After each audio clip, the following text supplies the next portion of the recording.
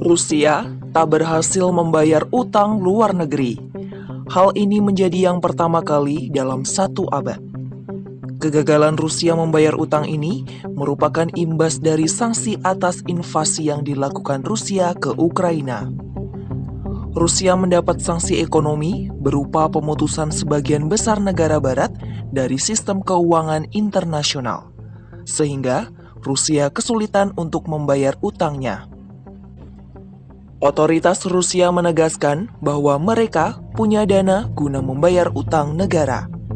Menurutnya, kabar gagalnya Rusia membayar utang itu dituduhkan oleh Barat sebagai lelucon. Juru bicara Kremlin, Dmitry Peskov menyebut bahwa tidak ada alasan untuk menyebut keadaan ini sebagai default. Usai Amerika menerapkan kebijakan bahwa investor Amerika Serikat dilarang menerima pembayaran dari Moskow, kemudian Rusia kesulitan untuk membayar pinjaman mata uang asing.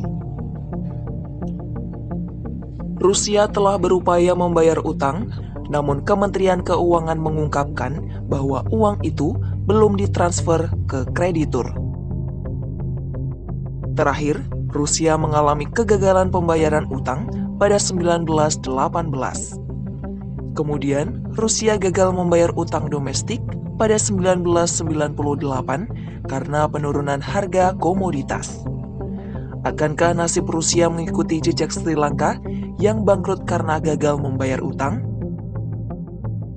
Sri Lanka mengalami krisis ekonomi sejak kemerdekaannya dari Inggris pada 1948. Pada April, Sri Lanka diketahui mengalami krisis usai gagal membayar utang luar negeri 51 miliar dolar Amerika Serikat atau setara dengan 757,5 triliun rupiah.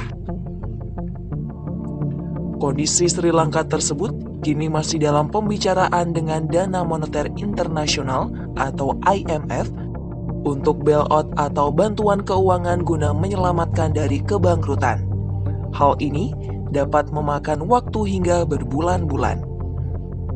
Dampak dari krisis Sri Lanka berupa kelangkaan bahan pokok dan pemadaman listrik berkepanjangan.